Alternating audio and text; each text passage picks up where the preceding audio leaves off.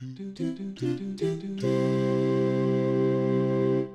morning. How are you guys today? You're good? I'm so glad you're here. So today I have, what is this? It's soap. All right, we're going to put this soap in the microwave and see what happens. Got it? See, it's only a bar of soap, right? What do you think is going to happen? Right? Let's see what happens.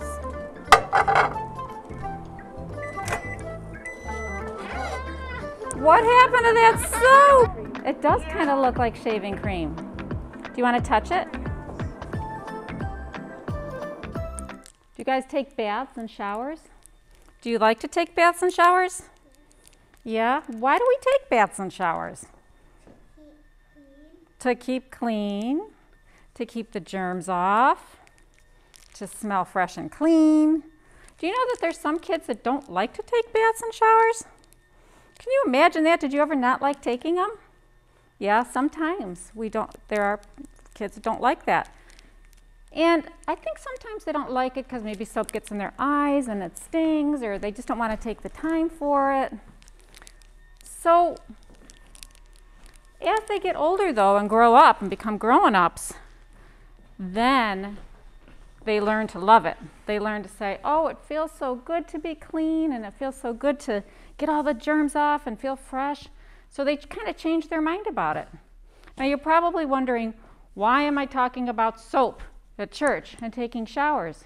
I'm talking about it because Jesus talks in the Bible a little bit about change. So there was one day his disciples were having a conversation.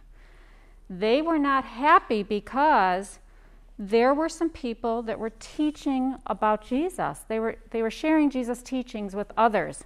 And the disciples said, that's not right. Jesus should be teaching that, not somebody else. And Jesus said, oh no, you need to change your mind about that. It doesn't always have to be me doing the teachings. If other people are teaching, that's okay, as long as they're teaching about love and acceptance and the things that I've done and the healing and heaven, then it's okay. And as long as they're learning to accept each other, we shouldn't worry about how they're doing it or if somebody else is teaching or what somebody else is doing. We don't need to worry about that as long as they're teaching the right things and doing the right things. Now, I also have something else to show you.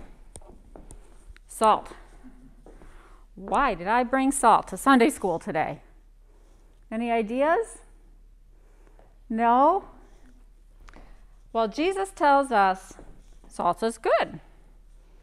He says, have salt in yourselves and be at peace with one another. Salt is good. Well, when I think of salt, I think of things to flavor. Like I flavor my corn on the cob with a little bit of butter and a little bit of salt. Sometimes my popcorn, I put some salt on it.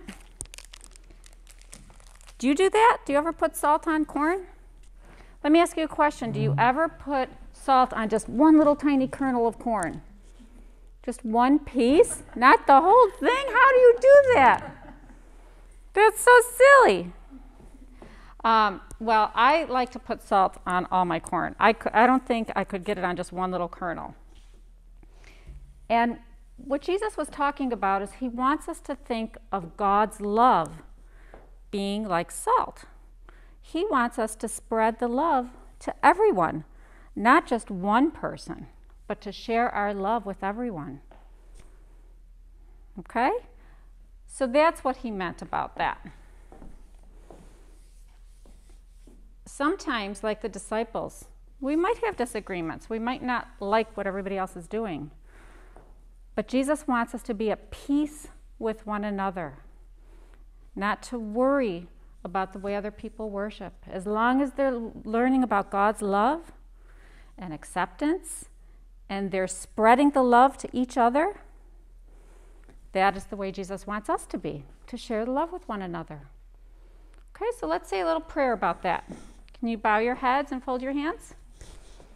Dear God, thank you for sending Jesus to teach us how to love and accept others. even if they're different than us. And teach us to be at peace with one another. And all God's children said, Amen. That's it for today.